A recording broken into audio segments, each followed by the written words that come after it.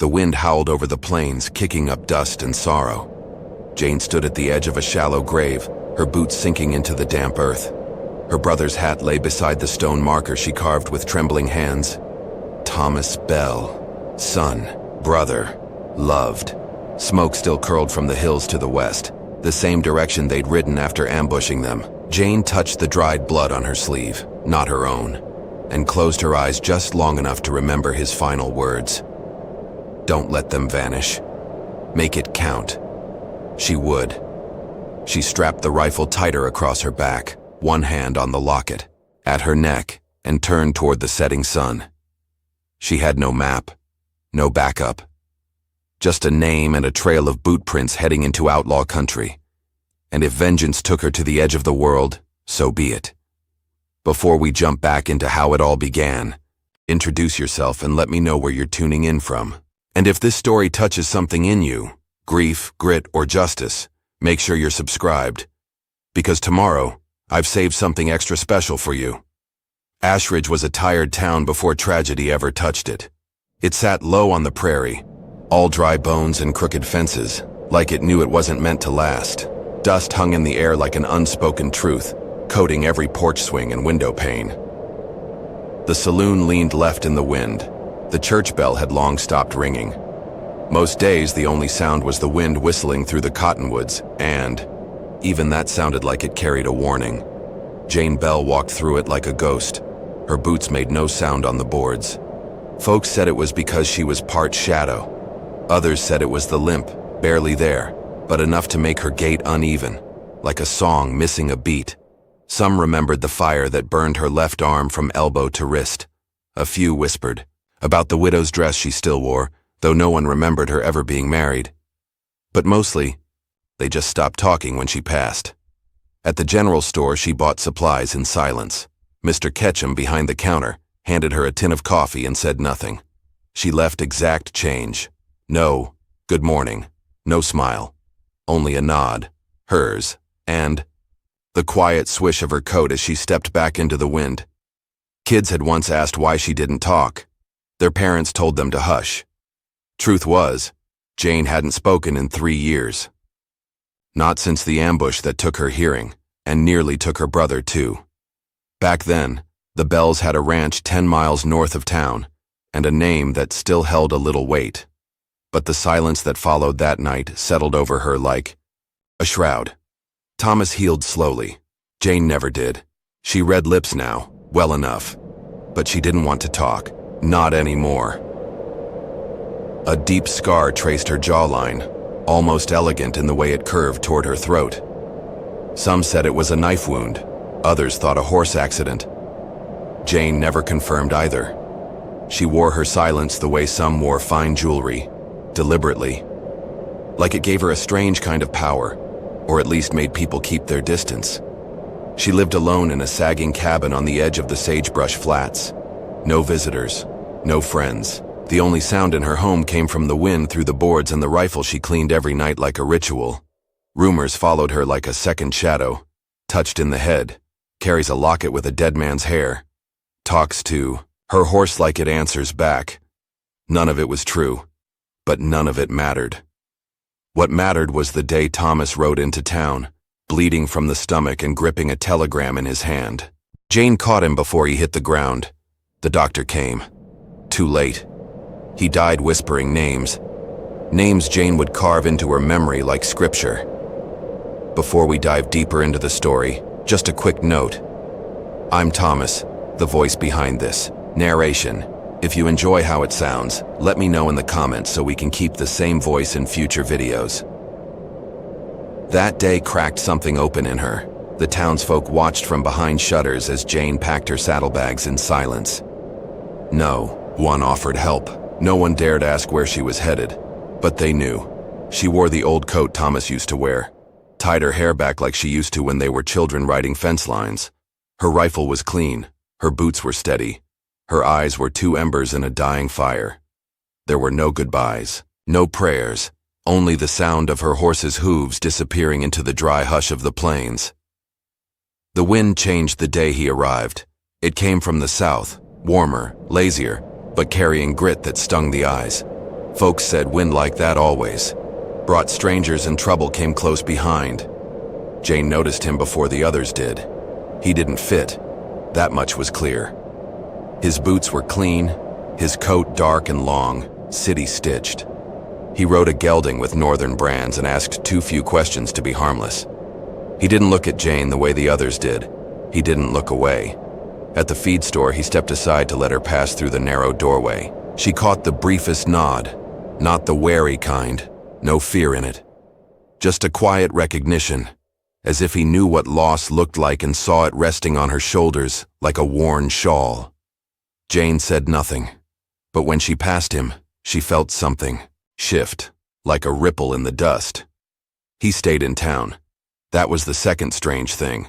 Most riders came and went, but this one checked into the upstairs room of the old boarding house and bought his whiskey by the bottle, not the glass. He kept to himself, but not too much. People noticed that kind of balance. It made them uneasy. So did the way he watched Jane. Not with curiosity, with familiarity. The next day, she found him sitting outside the blacksmith's, nursing a cup of coffee gone cold. He said nothing, just tipped his hat as she walked past. She paused, studying him through the corner of her eye. He didn't smile, didn't flinch, just held her gaze for a moment longer than comfort allowed. That night, she saw him again, this time at the edge of town, just past the windmill where she sometimes stood to watch the sun die behind the hills. He spoke first. "Storm's comin'." She didn't answer. Just looked at the sky and nodded once. He waited. Didn't push. After a long silence, he added, "I've seen a face like yours before." Jane turned toward him, wary. "In the mirror," he said quietly. "After I buried my brother." For a second, the silence between them deepened. Not awkward, just heavy. Jane lifted her hand, pointed to her ear, then shook her head. He blinked, then slowly mouthed, "Can you read lips?" She nodded. A pause. Then, "You're not the only one chasing ghosts." She didn't reply, but she didn't leave either. They met again 2 days later, this time near the old livery. Her horse had thrown a shoe. She was kneeling beside the animal when his shadow fell across her. "You know what you're doing?" he asked. She looked up, her face unreadable. He crouched beside her, took one glance at the hoof. "You're missing the wedge." She blinked, not used to someone correcting her without condescension. "May I?" he mouthed. A nod. He worked quick and clean, hands calloused but careful. When it was done, he stood and dusted his hands off on his coat. "Name's Silas," he said at last. "Silas McCrae." Jane hesitated, then mouthed back, "Jane." No last name. He didn't ask. They spoke little after that, mostly eyes and gestures, the occasional word. But it was enough. Silence didn't feel hollow with him. It felt like space, like respect. He'd sit near her sometimes at dusk, not close enough to intrude. Just there, watching the sky change, watching her. One evening, he handed her a small tin box. Inside was a music brooch, old and battered, with a porcelain rose in the center. "My sister had one like it," he said. "Thought you might keep it." Jane touched the rose gently, then looked at him. Her eyes said thank you in a way that words couldn't, but not everyone welcomed the presence of a stranger. Mr. Ketchum stopped serving Silas. The saloon barkeep wouldn't pour him more than one, and the sheriff, a lazy man named Briggs, started making circles through town more often, hand always resting on his holster. "You watch yourself, McCrae," Briggs muttered one morning as Silas lit a cigar outside the inn. "We don't take kindly to drifters stirring up quiet folk." Silas blew smoke and replied, "Not trying to stir, just passing through." But no one believed that anymore. They could feel something brewing. And Jane felt it most of all. Silas had a look in his eyes when he thought no one was watching. A wound, deep and old, that mirrored her own. It didn't scare her, but it warned her. Not all ghosts wear white sheets. Some wear old coats and speak softly. Later that week, she found a note tucked under her saddle. "One of the names your brother whispered." I knew it. McVeigh. I've been tracking him too. It wasn't signed. It didn't need to be. That night, she saddled up and rode out to the old rail line, where the hills broke and the prairie opened wide. He was already there, sitting by a cold campfire sharpening a knife. They didn't speak. They just sat. And for the first time in a long time, Jane felt something close to trust. Not peace. Not yet. But maybe, just maybe, the beginning of it. It started with a lie. Sheriff Briggs called her into town, said there was a message. A rider from Fort Easton with word of one of the men she was hunting. Said he was in custody, just outside of Tilden Ridge, and would hang before dawn. Jane didn't hesitate. She rode out alone. But when she arrived, there was no rider, no prisoner, no gallows, just 3 men waiting in the scrub brush with guns in their hands and her name in their mouths. One of them was Briggs's cousin.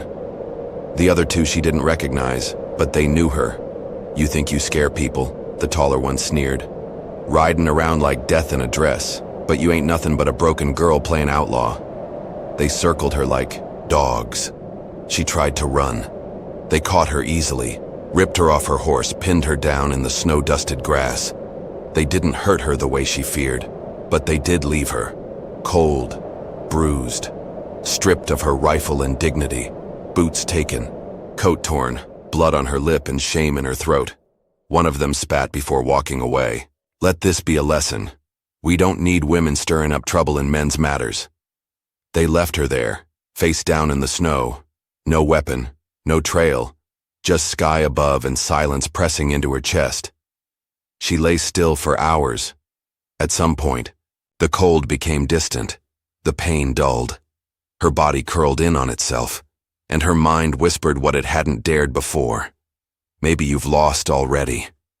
She didn't hear Silas ride up, didn't hear his boots in the frost or his quiet curse when he found her, but she felt his presence, slow, steady, grounded. He didn't shout her name, didn't run to scoop her up like some storybook hero.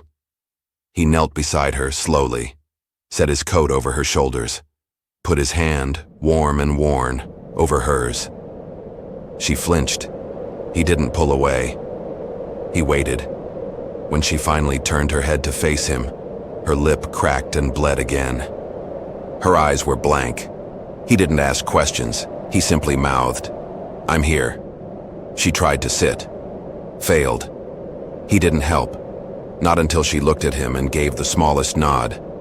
Then, and only then, did he slide his arms beneath hers and lift her to a sitting position, carefully, quietly, like touching glass. They didn't speak for a long while.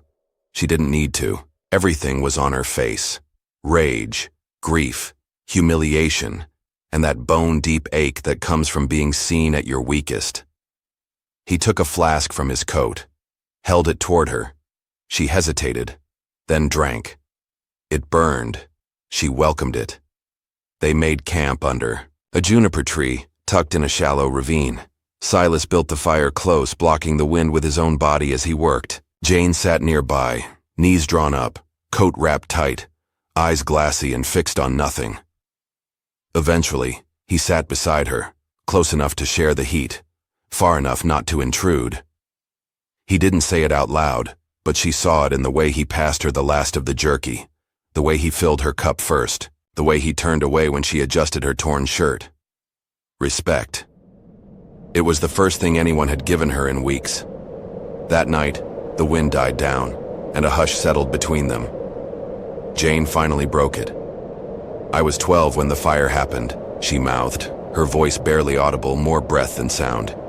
"They said it was an accident, but my father always said nothing just catches fire in the dark." Silas looked at her, listening, not pitying. "My mother died. My hearing went. My brother." She paused. "He started watching everything more closely after that. He watched me most of all." A long silence followed. "I think they killed him because he knew something," she said. Silas didn't ask what. He simply said, "Then we find out what." The next morning, Jane woke before the sun. Silas was already up, sharpening a knife near the fire, his breath fogging in the air. He glanced at her once, just enough to say, "You're still here." "Good." She tested her legs, sore but working. They rode out together, wordless. The trail they followed was faint but real. Hoofprints headed west. A camp recently abandoned. A torn scrap of a wanted poster, caught on a thorn bush. Briggs wasn't just a small-town bully, he was part of something larger. And now, Jane had someone beside her who believed that. Not because she begged him to, because he saw it too. They passed a small ridge as the sun rose. Behind them, and for the first time since her brother's death, Jane felt something stir in her chest. Not hope, not yet, but resolve. She wasn't done. They hadn't broken her. They had tried, but they had failed. Because when she looked at Silas, quiet and steady beside her, she realized something she hadn't dared think before. He doesn't want to fix me. He just wants to ride beside me. And that was enough. Ashridge changed when they returned. It didn't welcome them, not with flowers or handshakes, but it didn't shut its doors either. The silence was different this time, not cold, but cautious. Watching. Word spread quick that Jane Bell had come back with a man. Not a hired gun, not a bounty hunter. A companion. That confused people more than if she'd returned with a dead body. Briggs was gone, disappeared the night Jane vanished into the hills. Folks whispered he'd run from trouble, or been run off. The truth never surfaced. No one looked too hard. Ashridge had learned to live with shadows. Jane stepped back into her old cabin like she'd never left, though the roof had slumped and the well was near dry. Silas repaired the beams without comment. She mended the windows. Neither spoke of staying, but they both stayed. They bought 2 horses from an old widow near Pinebrook and started breaking them slow. Quiet work, steady. People came to watch. Some brought gifts, eggs, flour, a hammer. Others brought warnings. You don't owe this town a damn thing, Silas told her one morning as they dug fence posts into hard ground. She didn't reply, just kept digging, but she planted the next one deeper. They worked side by side until their hands blistered, until the sweat rolled down their spines and the dust coated their lungs. And somewhere in that labor, something shifted between them. Not lust, not yet, but a tether. Each night Jane would sit on the porch and watch the firelight flicker through the window. Silas would join her, boots on the rail, hat low. One evening he passed her a silver band. Not a proposal, he said. She raised an eyebrow. A promise, he clarified, to stay as long as I'm welcome. She turned the ring over in her palm, then slid it onto her thumb. No words were needed. The land softened with spring. Jane began to smile again, barely, and only when no one was watching. She talked more, especially with Silas, her voice rough like unused roads but steady. He taught her to track like a scout. She taught him how to calm a wild colt with nothing but breath and presence. The neighbors came less often, not out of fear, but because they no longer felt needed. The fire on Jane's land burned warm, not wild. She was no longer just the woman whose brother was killed. She was Jane Bell, a rancher, a fighter, a woman with a past and maybe a future. But the past never forgets. One night, a man came riding up the ridge, alone, cloak pulled tight, face shadowed beneath a hat too fine for frontier folk. Silas saw him first. Jane heard the breath change in his chest before he spoke. "Stay inside," he said. But she didn't. The rider stopped 20 feet from their fire. He didn't dismount, didn't reach for a gun. Just said, "McCrae." Jane felt Silas stiffen. The name he'd long left behind rose like smoke between them. "Elias," Silas replied. Jane stepped forward. "You know him?" Silas's jaw tightened. "I did." Elias glanced at her. "He tell you what he was before he found you?" Jane said nothing. Elias smiled, cold. "He rode with McVeigh once, before the fire, before he got soft." Silas's eyes flashed. "I hunted McVeigh. I never rode for him." "You took his coin," Elias said. Silas didn't deny it. Later, inside the cabin, Jane stared at him across the fire. "Is it true?" He didn't look away. "I took a job once, guard detail. Didn't know who I was riding for.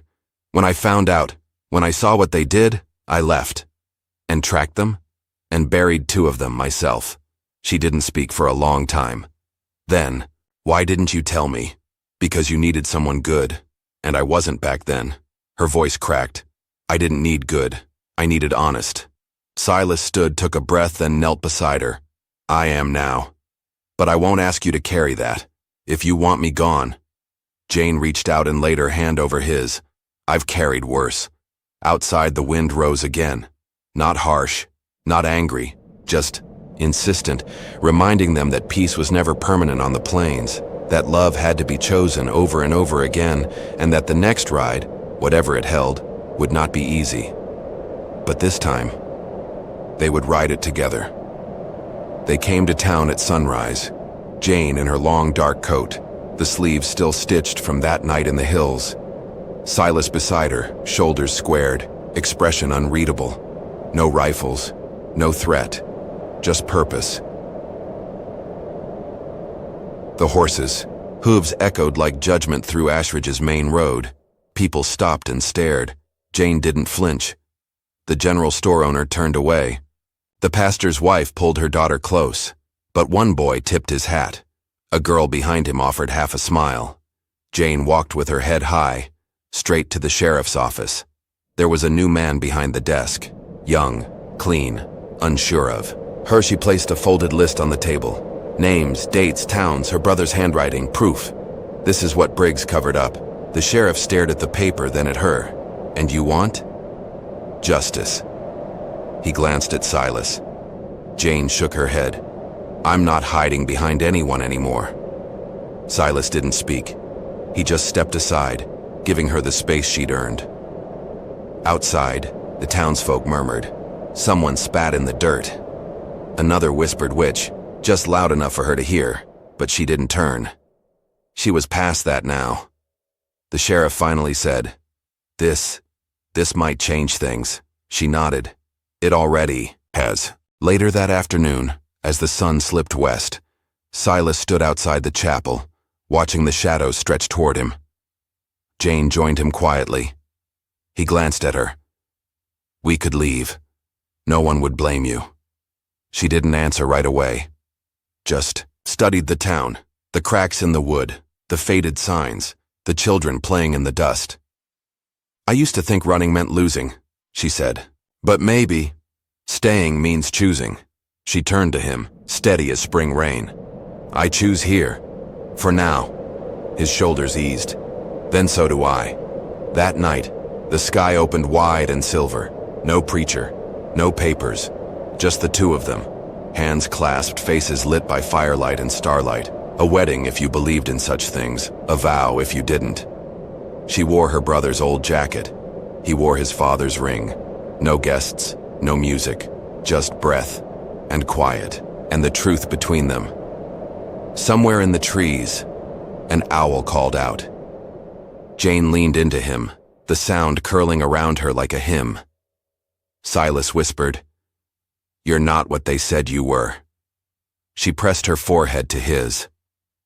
I never was. And when the snow came again, soft and slow, not cruel this time, it dusted the porch of a half-finished barn, a steaming corral, and the outlines of 2 people standing close. Not broken, not afraid. Just there, holding on, to the land, to each other, to a life built from ash. She was never a curse. She was someone's miracle all along. Subscribe, and let me introduce you to the next miracle tomorrow.